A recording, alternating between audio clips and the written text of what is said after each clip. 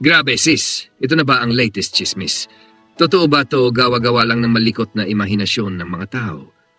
Seryoso bang may namuong kung anik-anik kina Bini Aya at Daniel Padilla? Ang lakas naman makapanindig balahibo ng balitang ito. Parang teleserye sa real life, ha? Kasi naman, si Daniel kilalang-kilala na solid sa Catherine Bernardo partnership.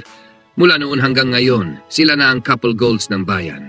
Tapos biglang may ganitong chika. Parang mahirap paniwalaan pero sa panahon ngayon, sino ba talaga ang ligtas sa intriga, di ba?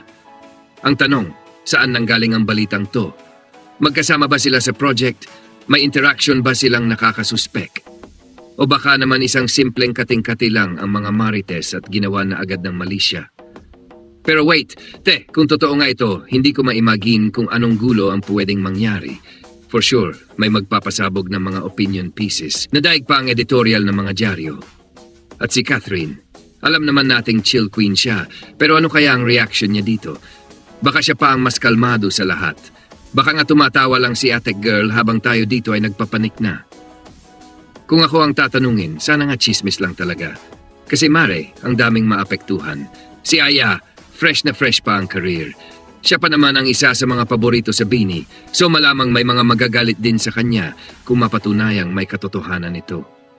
Si DJ naman, ilang taon nang binuo ang solid image niya kasama si Catherine. Parang hindi tugma sa vibes niya kung biglang ibang babae ang malink sa kanya. At ang mga fandoms? Naku, alam mo naman, minsan mas intense pa mag-away ang fans kaysa mga involved mismo. Pero kung tutuusin, mare, baka naman nagkataon lang talaga. Alam mo naman ang mga tao. Minsan may nakita lang na simpleng interaction, binibigyan na agad ng kulay. Pero hindi natin alam. Baka naman may lihim na kwento na talagang hindi pa lumalabas.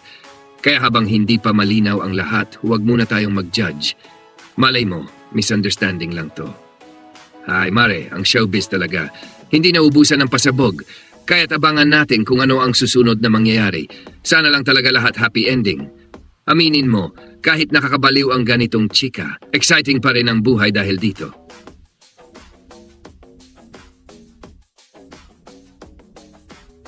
Makinig ka, please. Kung nagustuhan mo itong video, pakiusap, pindutin mo ang subscribe. Seryoso, pindot na ngayon na. Isang click lang, promise, hindi ka mahirapan. Tapos, paki-follow mo na rin kami. Kung gusto mo ng mas marami pang ganitong content, gawin mo na. Please, huwag mong kalimutang i-like rin ito. Napakadali lang, malaking tulong na yon. At higit sa lahat, pakiusap, i-share mo ito. Bigyan mo rin ng chance ang mga kaibigan mo na makita ito. Sige na, please. Salamat, ang bait mo talaga.